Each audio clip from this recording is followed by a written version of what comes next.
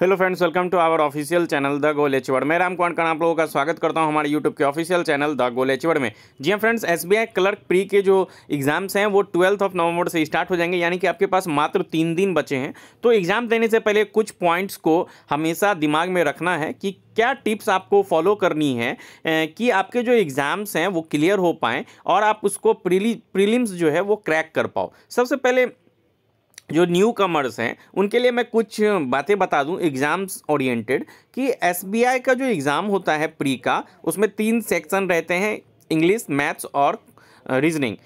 और यहाँ पे कोई भी सेक्शनल कटअप नहीं रहता। जी हाँ फ्रेंड्स, यहाँ पे कोई सेक्शनल कटअप नहीं रहता, यानी कि सेक्शनल आपको पास करने की ज़रूरत नहीं है। अगर आप ओवरऑल कटअप पास कर जाते हैं, यानी कि आप मेंस के लिए क्वालिफाई हो गए, आप मेंस के एग्ज़ाम में बैठ सकते हो। तो एक चीज़ देखो, अगर आपके 2 सब्जेक्ट बहुत अच्छे हैं तो आप डेफिनेटली इसको क्रैक कर सकते हो, और अगर आपके एक सब्जेक्ट एवरेज भी है तो आप उसको मैनेज कर सकते हो। और तीनों सब्जेक्ट को कैसे मैनेज किया जाए, सबसे पहले आप ध्यान से इस वीडियो को ज़रूर देखें।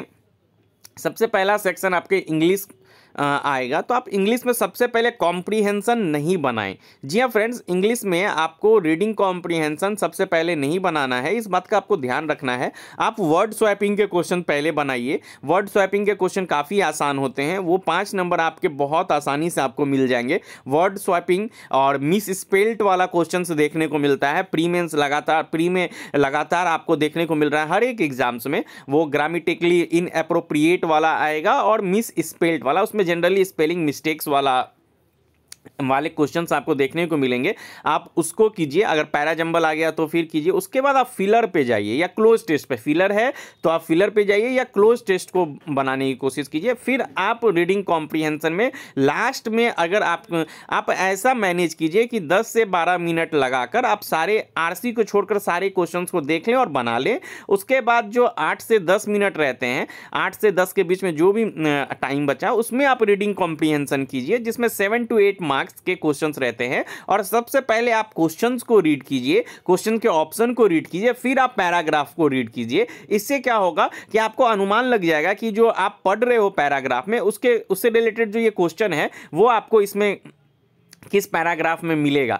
होता है क्या है कि लोग एक बार पूरा पैराग्राफ अच्छे से पढ़ते हैं, फिर क्वेश्चन की ओर स्विच करते हैं, तो फिर उनको पैरा याद नहीं रहता पूरा अच्छे से। तो इसलिए क्वेश्चंस को पढ़िए पूरे अच्छे से, ऑप्शन को देखिए, उसके बाद आप रीडिंग कॉम्प्रीहेंशन को रीड कीजिए और मिनिमम 2 टाइम्स तो रीड जरूर कीजिए। और अगर हो पाए तो कुछ जो की पॉइंट्स हैं उनको नोट कर लीजिए, तो आपको बेनिफिशियल होगा। और वही अगर मैं रीजनिंग की बात करूँ तो बच्चे पजल में काफ़ी फंसते हैं। तो आपको मैंने पहले भी प्रीवियस वीडियो में बताया था कि पजल को आपको सबसे पहले किसी भी एग्जाम को क्रैक करने के लिए आपको ये नेचर ऑफ एग्जाम समझना पड़ेगा। आप देख रहे हो कि जो लेटेस्ट ट्रेंड चल रहा है उसमें मैक्सिमम फ्लोर बेस्ड पजल पूछा जा रहा है, फ्लैट बेस्ड पजल पूछा जा रहा है, floor and flat based puzzle. Uncertain number of people तो डेफिनेटली एग्जाम में देखने को मिल रहे हैं, और मैक्सिमम शिफ्ट में क्वेश्चंस ये पूछा जा रहा है, अनसर्टेन नंबर ऑफ पीपुल। अब डे, मंथ और डेट बेस्ड भी पूछा जा रहा है। जनवरी, फरवरी, मार्च, अप्रैल, मई, जून, जुलाई, अगस्त, सितंबर, इस तरह के दे दिया जाएगा। अक्टूबर, नवंबर, दिसंबर, जो भी इसमें से रहेगा, और 2 डेट दे दिए जाएंगे कि ये इस दिन जाता है, इसके बीच में इतने दिनों का गैप है। इस तरह के क्वेश्चंस आपको बहुत ज़्यादा मिल रहे हैं। और कहीं ना कहीं आप देखोगे तो सर्कुलर अरेंजमेंट का क्वेश्चन कहीं ना कहीं आप श्रिंक करता जा रहा है, बहुत कम देखने को मिलता है। लेकिन आपको सर्कुलर अरेंजमेंट की भी प्रैक्टिस होनी चाहिए। किसी शिफ्ट में बहुत ईजी पूछ दिया जाएगा कि सिर्फ सब 10 लोग हैं सर्कल में, इनसाइड ही देख रहे हैं, इस तरह के क्वेश्चंस। तो आप इसकी भी प्रैक्टिस करो, इन और आउट की भी प्रैक्टिस करो। लेकिन आपको सबसे ज़्यादा practice uncertain number of people की करनी है, floor and flat based questions की करनी है, बॉक्स बेस्ड पजल करनी है, और क्या बोलते हैं पैरेलल बेस्ड रो बेस्ड जो आता है, ठीक है, पैरेलल रो वाला जो क्वेश्चन आता है उसकी करनी है, डे, मंथ और डेट बेस्ड वाला करनी है। तो इस तरह के क्वेश्चंस आप ज़्यादा से ज़्यादा प्रैक्टिस कीजिए। मॉक तो लगाते ही हैं, मॉक के अलावा भी इस तरह के क्वेश्चंस आप ज़्यादा अगर प्रैक्टिस करोगे, टाइप ऑफ क्वेश्चंस मैंने पहले ही बताया है कि box based puzzle for banking exams, Google पे सर्च करोगे बहुत सारे वेबसाइट का बहुत सारा क्वेश्चंस मिलेगा, आप उसको प्रैक्टिस करो। जब ज़्यादा प्रैक्टिस करोगे तो वहाँ पे आपके जो माइंड है वो जल्दी काम करेगा और आपके टाइम बचेंगे, और वहाँ पे और मैं एक सजेशन देना चाहूँगा, कोई भी बच्चे पहले जब भी मिसलेनियस बनाते हैं तो सबसे पहले मिसलेनियस ही बनाए, जैसे इनइक्वालिटी, सैलोगिज्म वगैरह, क्या बोलते हैं, डायरेक्शन सेंस। और कोशिश करें कि ब्लड रिलेशन पहले ना बनाएं, क्योंकि आजकल ब्लड रिलेशन काफ़ी घुमा कर क्रिटिकल थोड़ा पूछा जा, लॉजिकल पूछा जा रहा है, सॉरी। तो उसमें बच्चे फंस जाते हैं और मैक्सिमम टाइम अपना खर्च कर देते हैं, और वो ईगो पे ले लेते हैं कि अभी तक ये मुझसे बन क्यों नहीं रहा। ऐसे में 5 से 7 मिनट चला जाता है, और ये बहुत बहुत ही ज़्यादा आपके लिए घातक हो सकता है। बहुत ज़्यादा, अगर 4 से 5 क्वेश्चन अगर आप एक ही 4 से 5 मिनट अगर आप एक ही क्वेश्चन पे दे रहे हो, वो भी मिसलेनियस जिसके 2 से 3 क्वेश्चंस रहेंगे, तो आपके लिए काफ़ी अच्छा नहीं रहेगा। तो इसलिए आप उस पर टाइम ज़्यादा ना दें, कोशिश करें ब्लड रिलेशन को बाद में करने का, पहले और सभी जो मिसलेनियस आपके जो आपके जो मजबूत जो टॉपिक हैं, आपके जो स्ट्रॉन्ग टॉपिक्स हैं, उसको कीजिए, और फिर आप पज़ल के लिए स्विच कीजिए। अगर पज़ल में भी आपको बॉक्स बेस्ड पज़ल ज़्यादा अच्छा लगता है तो उसको बनाइए। तो एक बार आपको 1 मिनट देके पूरा पेपर को 3500 क्वेश्चंस को आप स्विच कीजिए, देख लीजिए। अगर आपको फर्स्ट में पजल मिल रहा है तो 4 से 5 क्वेश्चन डायरेक्ट छोड़ के नेक्स्ट नंबर पे जाइए। अगर 1 से 5 में पजल है तो 1 के बाद डायरेक्ट 6 नंबर पे जाइए या 5 नंबर पे जाइए, क्योंकि 4 से 5 क्वेश्चन उससे रिलेटेड रहते हैं। उसके बाद फिर अगर आप 1 मिनट लगाकर पूरा पेपर देख लेते हो तो आपको आइडिया लग जाएगा कि आपको कौन से क्वेश्चंस को चूज़ करना है। यहाँ पे पिक एंड चूज़ बहुत मायने रखती है। अगर जो बच्चे अगर यहाँ पे चूज़ अच्छा कर पाए तो वो डेफिनेटली अच्छे मार्क्स स्कोर कर पाएंगे और उनका एग्ज़ाम निकलेगा। और मैंने पहले भी कहा है क्वांट्स को लेकर कि अगर आप सिंप्लीफिकेशन मैक्सिमम 10 क्वेश्चन तो देखने को मिल ही जाते हैं। अगर सिंप्लीफिकेशन 10 नहीं आया तो 5 आएगा और 5 क्वाड्रेटिक इक्वेशन आएगा, तो 10 इधर से आपको आ गए। 5 मिसिंग नंबर सीरीज़ के रहेंगे, या तो मिसिंग रहेगा या तो रॉन्ग रहेगा। किसी किसी में रॉन्ग रहता है, तो रॉन्ग में भी ऐसे क्वेश्चंस रहते हैं जिसमें आपके 5 में से 3 क्वेश्चंस डेफिनेटली बनेंगे, और मिसिंग रहेंगे तो आपको 5 में से 5 भी क्वेश्चंस बन सकते हैं। वो लेवल ऑफ पेपर और शिफ्ट पे डिपेंड करता है। और कभी भी ये माइंड में सोच के नहीं जाना है कि मुझे ज़्यादा बनाना है। और लेवल अगर पेपर का टफ आया है तो भी आपको एक्यूरेसी मेंटेन करनी है, इस बात का ध्यान रखिएगा, क्योंकि IBPS PO इसका जीता जागता एग्जाम्पल है। तो आप एक्यूरेसी मेंटेन कीजिए, और फिर 10 क्वेश्चन और 5 क्वेश्चन 15 क्वेश्चन ऐसे हो गए। आपको 5 क्वेश्चन एक DI के जरूर मिलेंगे, 15 से 5 20 क्वेश्चन ऐसे हो गए। और हो सकता है किसी किसी में एक कैसलेट आ जाए या 2 DI आ जाए, तो आपको 10 नंबर के DI भी मिलेंगे। 25 नंबर के क्वेश्चन ऐसे हो गए, और 10 से 12 आपको अर्थमेटिक देखने को मिलते हैं।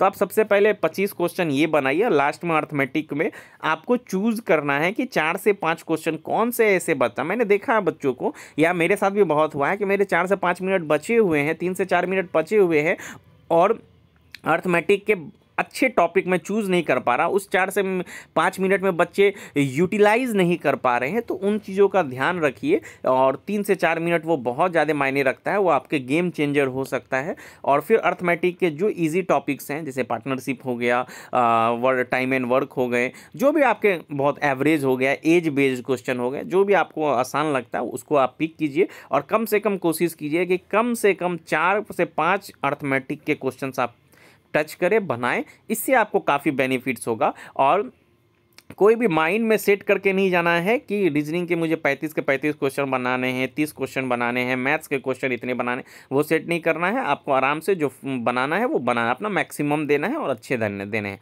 क्योंकि यहाँ पे नंबर ऑफ़ वैकेंसीज कम है और बहुत सारे बच्चों ने इस बार फॉर्म अप्लाई किया है। और चूँकि आप वो भी देख रहे होंगे कि 4 दिनों तक एग्ज़ाम चल रहा है, तो यहाँ पर थोड़ा ना थोड़ा कॉम्पिटिशन काफ़ी टफ है। तो इस टफ कॉम्पिटिशन में हमको स्मार्ट वर्क करने की काफ़ी ज़रूरत है। तो इन सभी अगर चीज़ों को फॉलो करेंगे तो आपके एग्जाम्स डेफिनेटली बहुत अच्छे से होंगे। मेरा एक ही रिक्वेस्ट है कि ये इन 3 दिनों में आप ज़्यादा से ज़्यादा पजल्स की प्रैक्टिस कीजिए, सिंप्लीफिकेशन की प्रैक्टिस कीजिए। क्योंकि अगर आप 10 सिंप्लीफिकेशन 1 मिनट में ही 2 मिनट 3 मिनट में बना पा रहे हो तो आपके टाइम बच जा रहे हैं। इन चीज़ों का ध्यान रखिए, मैक्सिमम क्वेश्चन की। और 3 से 4 चैप्टर आप दिमाग में रखिए कि आपको प्रैक्टिस करनी है अर्थमेटिक की, जैसे एज हो गया और एवरेज हो गए और टाइम एंड वर्क हो गया। टाइम एंड वर्क करेंगे तो पाइप और सिस्टम्स भी आपके हो जाएंगे। SI CI हो गए, पार्टनरशिप हो गए, और टाइम एंड आप मेंसुरेशन, हाँ मेंसुरेशन के टॉपिक कुछ फार्मूलाज वगैरह देख के जाएं, बहुत इजी क्वेश्चन पूछे जाते हैं।